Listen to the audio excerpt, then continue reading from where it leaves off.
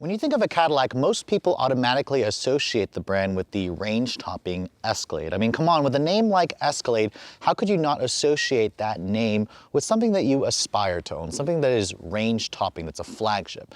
Now, the Escalade also happens to be the only Cadillac vehicle here in America with 3 rows of seating, which is why I'm standing by this new edition for 2020. Meet the all-new Cadillac XT6, a 3-row mid-size luxury crossover that's based on the same platform that underpins the Chevrolet Traverse, the Buick Enclave, and the GMC Acadia. It has standard 3 rows of seating, has standard V6 power, and it has an all-new look at the front fascia that was inspired by the very powerful-looking Cadillac Escalade concept that we saw a few years ago. So the big question I want to answer, if you guys are looking for a new mid-size 3-row luxury crossover and you want a Cadillac but don't necessarily want the thirst of the Escalade, how does the all-new XT6 stack up? That's what we're here to find out.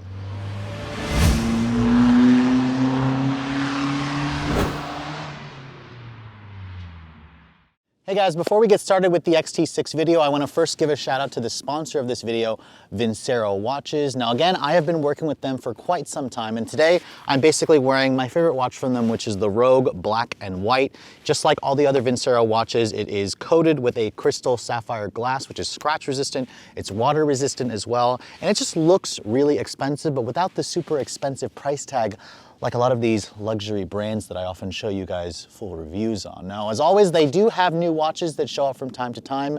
This week, they also sent me something they call the Altitude Silver Pine, which has kind of like a green face to it with a tan leather strap, which looks fantastic. They always get compliments every time I wear one of these watches. Now, if you guys are looking to pick up one of these fantastic watches, be sure to click on the link in the description below. I'll include that in the description and in the actual video portion there. You can get a special discount just in time for the holidays. Vincero is having a special sale, so pick one of these up before they sell out quickly, because as you guys know, these make fabulous gifts, and if you guys are looking to pick one up, be sure to follow that link in the description below for a discount code. Now, it's hard to believe that with Americans snatching up 3-row crossovers as quickly as they do, Cadillac was soldiering on with only one vehicle that offered 3 rows of seating. So obviously the XT6 was a much needed vehicle for the brand. Now, looking at the styling of this all-new model, you can see it has the new front fascia, the new corporate face of Cadillac that we're going to start seeing grafted onto the rest of their model lineups in the coming years. I actually think it looks pretty good. This was inspired by the Escalade concept car that we saw a few years ago. You can see the Cadillac corporate 5-point grille is boldly presented at the front. It's available in 2 different finishes. This particular one that I'm showing you here is the sport trim level. Cadillac actually keeps it simple. There's only a premium luxury or a sport model. The premium luxury has a slightly different finish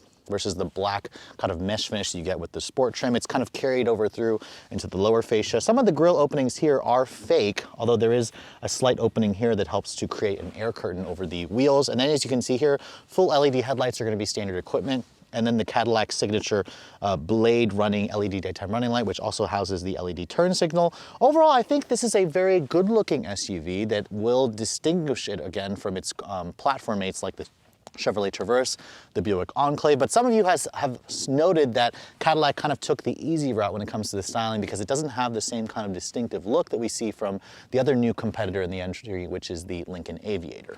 Now, when you look at the side profile of the all-new XT6, for the front fascia looking as distinctive as it does, the side profile of the vehicle actually looks a little bit bland. You could basically say it looks like every other 3-row boxy luxury crossover in the segment. In fact, in terms of the overall proportions, this rides on the same wheelbase as the smaller XT5. At 112.7 inches long, this is, again, shorter than most of the competition in that regard. The new Aviator has like a 118, 119-inch long wheelbase, which will limit the interior space of this vehicle slightly compared to some of the competitors. Thankfully, its overall length at 198.5 inches long is about the same size as most of the competitors. However, if you're going to compare it to an Escalade, this is still about 6 inches shorter overall. It's also lower, it's also narrower. So this is an easier vehicle to drive in city traffic and fit into tight parking spots. Now, looking at the wheel choices, you can see my tester, being the sport trim, has an optional 21-inch alloy wheel wrapped in 265/45 width tires. They definitely fill out the wheel wells nicely. Most XT6 buyers are going to be getting a 20-inch wheel, and if you want a 21, you have to go up to the sport trim. The sport trim also includes the blacked out treatments here for the window trim, for the roof rails, which are nice and low profile for aerodynamics. And overall, I think the XT6 is the right size vehicle. In fact, it closely resembles that of the first generation SRX, which was available from 04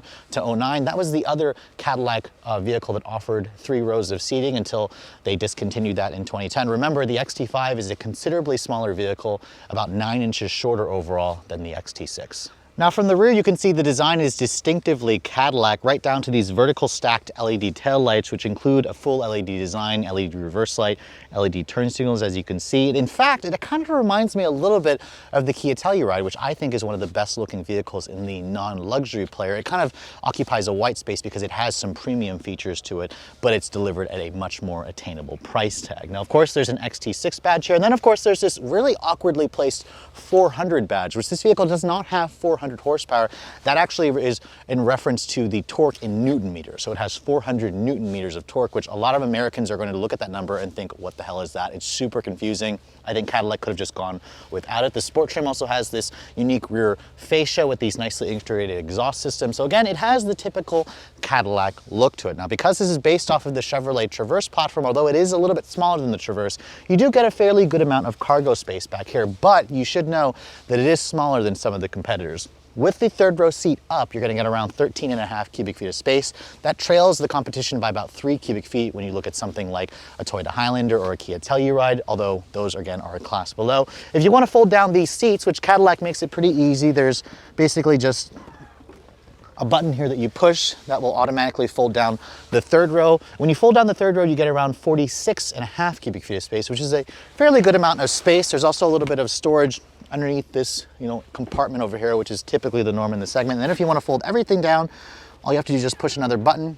That will fold the captain's chairs of my test chair. When you fold everything down, you get around 78 cubic feet of space, which is pretty good numbers, although the Escalade, for example, offers about 94 cubic feet of space, but that vehicle is considerably larger. Now, under the hood of the all-new XT6, Cadillac keeps it simple. Unlike most of the competitors, you only get one engine choice. It's a 3.6-liter naturally aspirated V6 with direct injection. Cadillac will tell you it's a unique engine that's not shared with any other vehicle, although the specs seem awfully similar to what you find under the hood of the Chevrolet Traverse, the Buick Enclave, etc. At 310 horsepower and 271 pound-feet of torque, output is identical, but this engine does have slightly more torque. It all goes out through a 9-speed automatic transmission with your choice of either front or all-wheel drive like my tester. And fuel economy, of course, is much better than what you got in the Escalade.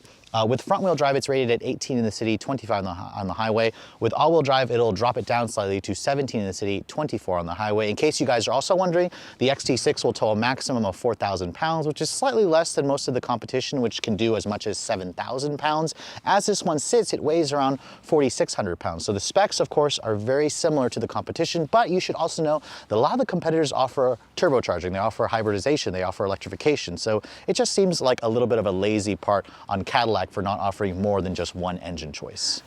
Now, this is a Cadillac SUV, so you guys are probably wondering what the interior is like for this all-new XT6. The first thing I want to talk about here is the current Cadillac key fob. It's actually a really nice key fob. It has some decent, rubberized materials. It has the new Cadillac crest, wreathless crest emblem, and it also includes remote start with intelligent access. Just push that lock button there, push and hold that button there. And the vehicle starts right up for you. If you guys want to shut the engine off, you guys know how to do that. Just push that button again. That shuts the engine off for you. Now, as you approach the door handle of the XT6, it's very familiar to other Cadillac models. There's a silver button here.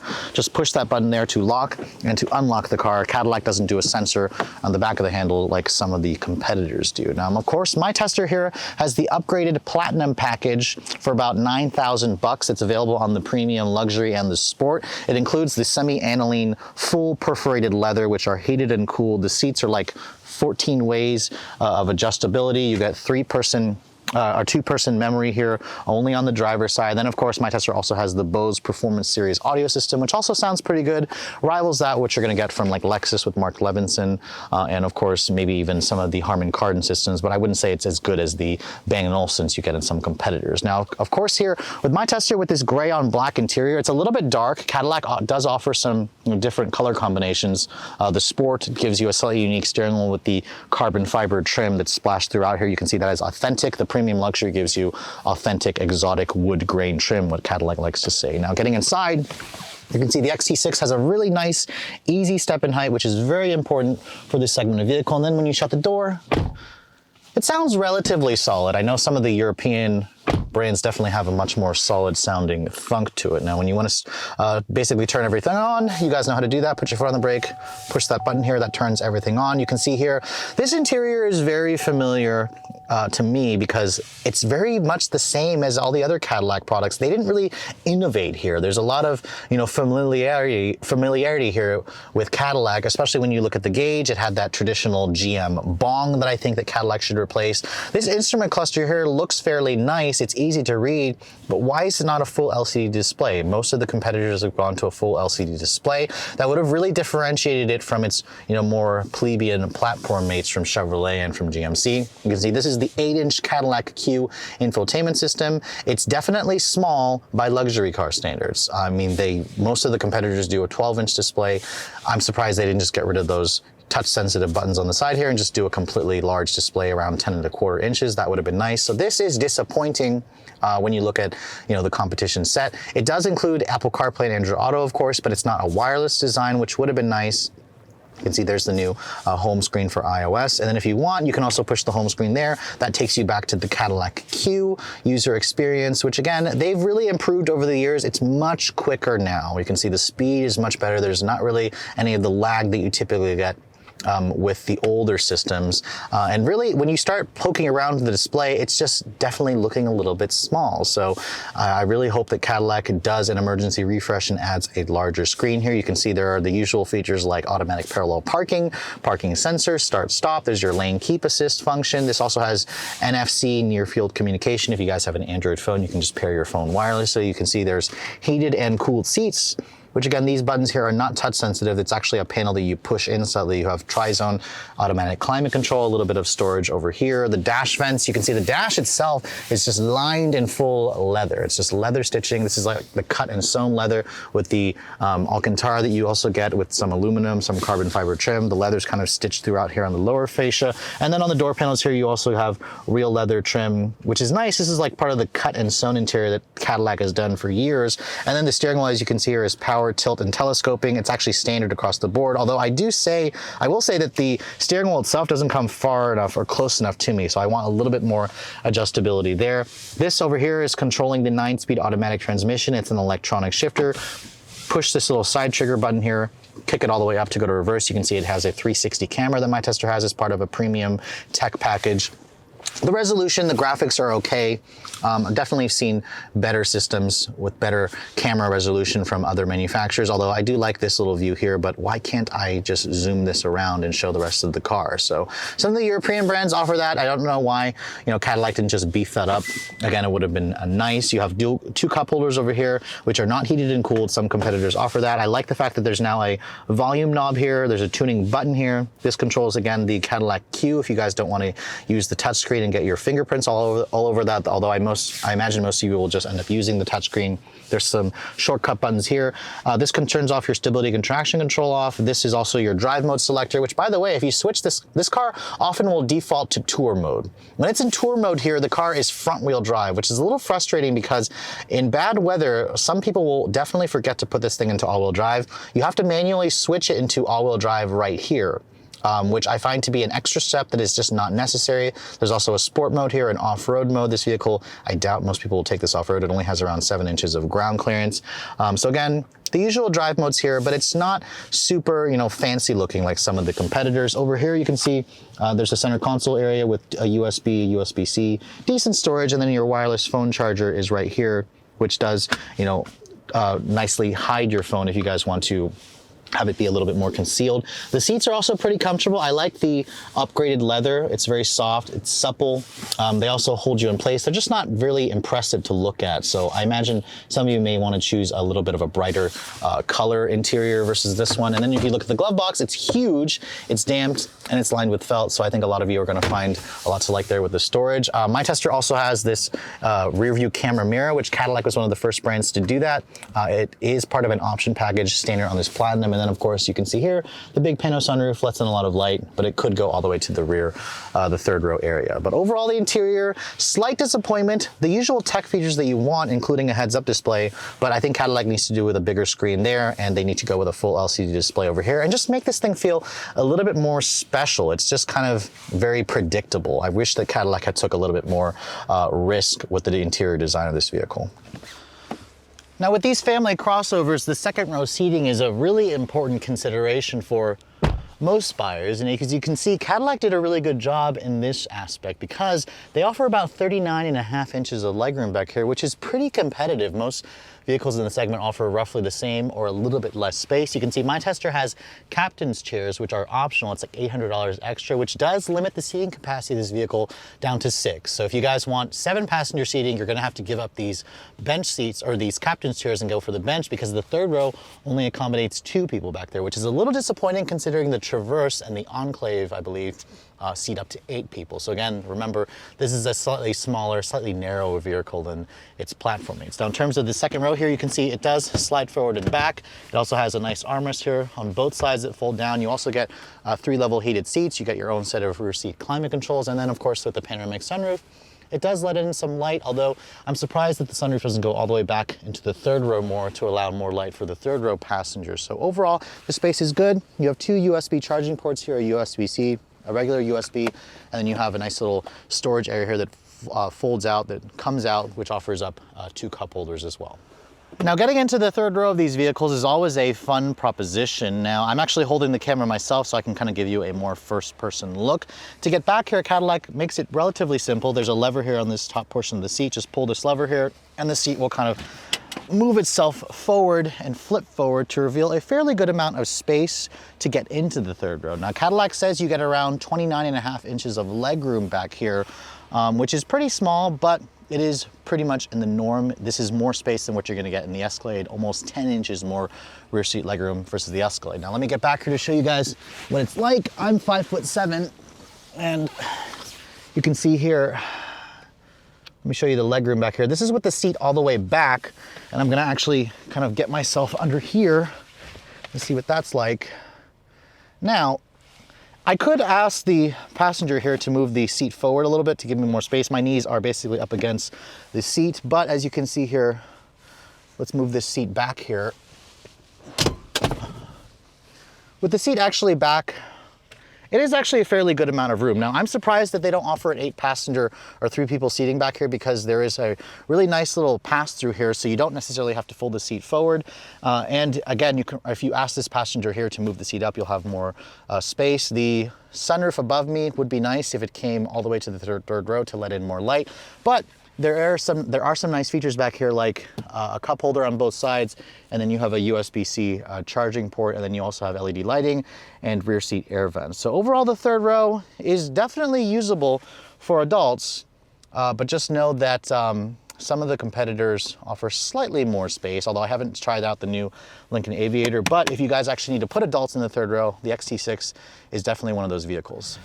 So it's no secret that Cadillac is struggling a bit to find their brand identity. I mean, a lot of people criticized the XT6 considerably when this car first came out, simply because it just didn't have enough differentiation on paper from its more pedestrian offerings, like the Traverse, of course, and the Enclave. I'm going to continuously mention those vehicles because this car, again, reminds me of it. Now, first setting off in the XT6, I will say that it makes a great first impression. This car has a very quiet interior. It has a very comfortable comfortable and controlled ride quality. Despite the fact that I've got 21-inch wheels on the Sport Package model, this thing rides like a Cadillac should. It's got the adaptive dampers that you get with the Sport Package, so it just soaks up the bumps really well. It's also very easy to drive. You can see out of this thing fairly well. It's got good size side mirrors, which is typically a Cadillac weakness, where the car has really teeny tiny side mirrors, which kind of annoy me whenever I'm driving one of their bigger vehicles. And really, it's going to make a great first impression. A lot of people are going to find a lot to like with this interior, especially when they start, hustling this vehicle on some, tighter, twistier pavements. This car definitely feels considerably smaller than the Escalade. The Escalade just has this fat, annoying bulk that is just unnecessary for a lot of people. So I think when people start driving the XT6 at a Cadillac showroom, they're going to find a lot to like with this car. Now, the steering in the vehicle also is very light, numb, precise enough. The body, stays in check. This is a sport trim level, but it's very not sporty in the way that it drives. It just drives very comfortably, which is what you want in the segment. And the seats are also very comfortable. Again, important aspect in the luxury space. You want seats that are very plush. You want them to, hold you in place nicely when you start attacking, some of the twistier roads. And really, there's very little to complain about with the interior of the XT6. Now, without turbocharging under the hood, how does this acceleration fare when you put your foot down? Let's find out here. It's in sport mode and it's all-wheel drive mode.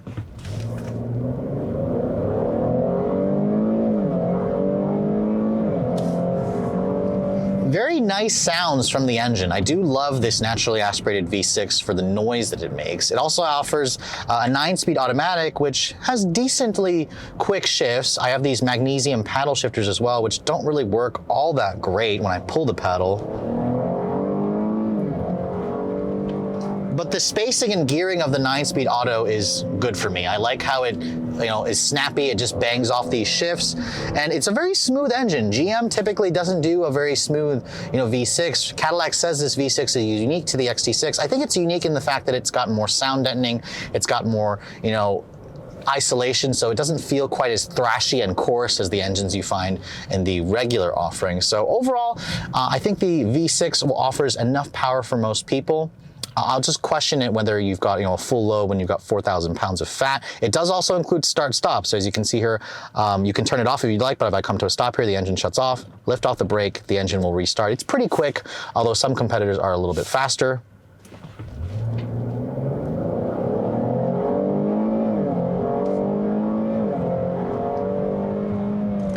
It feels like it'll get to 60 in around 7 seconds, which is just fine for most people, but when you compare it to the turbocharged offerings like the Aviator, the BMW, the Mercedes, this is about a 1.5 seconds slower 0 to 60, which could be a deal breaker considering the price of this vehicle.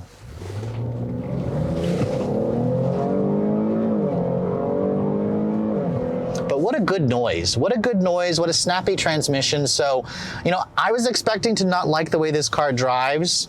But really, I would probably not like it if I drove a turbocharged competitor back to back. But if you don't drive the turbocharged competitors, this is going to feel pretty pleasant. It has, an agreeable ride quality. It's quiet on the inside. It's comfortable. It's spacious. So it has all the usual check marks that luxury buyers are looking for.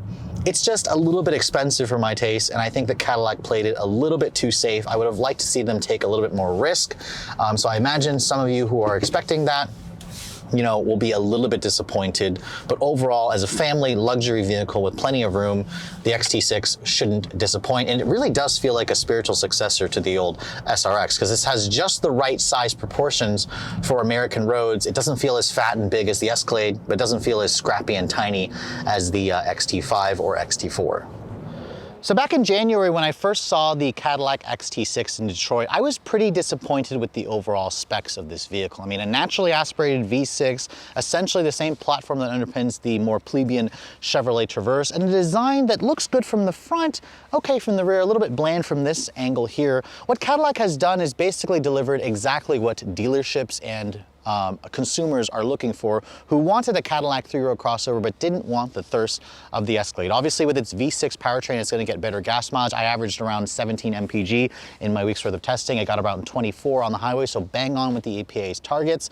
The interior is definitely roomy. The third row is usable for adults. The second row is nice and spacious. The seats are comfortable. The interior is full of most of the tech features that you want, but it's also disappointing because that screen is very small by luxury car standards, and Cadillac, of course, realizes that, and they're working on a very large screen for the 2021 Escalade. Supposedly it has a 38-inch LED OLED display that basically flaunts the driver and the actual center stack. And really the XT6 is a little bit bland in this entry. And when you look at the competitive set, I mean, you've got the Mercedes-Benz GLE, you've got the Audi Q7, you've got the BMW X5 and X7, you've got a Range Rover, of course, you've got the Lexus RX, you've got the new Lincoln Aviator, which is the hot new entry in the segment, which I'll actually be testing early in February. The XT6 definitely falls short on paper, but what it really also delivers is still that luxury experience. It's got a really nice, controlled, quiet ride quality. It's got decent acceleration. 0 to 60 in 7 seconds is fine. It's just not outstanding. And it really, when you're paying this much money for a vehicle in this segment,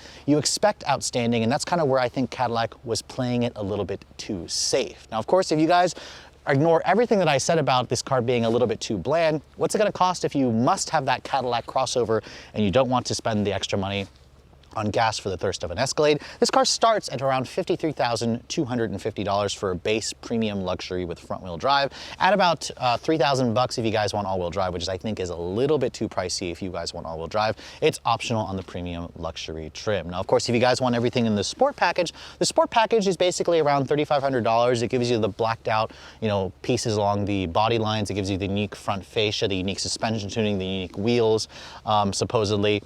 This car starts at around $57,000. Now, of course, my tester has basically every option that you can add into this vehicle for a grand total of around $73,500 with their destination charge. I think the XT6 is very overpriced at that point. I mean, you could get a Lincoln Aviator for that money, and it's a much better vehicle with turbocharged engine power, and I'll confirm that as soon as I test one for a week. Or you could also look at the German competition, like an Audi Q7 is still a very strong entry in the segment. And if you guys don't have to have the luxury badge, the Kia Telluride and the Hyundai Palisade offer most of the luxury features of this car at about half the price tag. So that's kind of where the XT6 falls short. I imagine Cadillac is going to do an emergency refresh at some point to give us a bigger screen, more technology, and of course more power underneath the hood, because as you guys know, with luxury buyers, we want more of everything. But with all that said, I hope you guys have enjoyed my full overview on this 2020 Cadillac XT6. If you're also looking to see the latest cars I'm testing, be sure to follow me on Instagram at redline_reviews,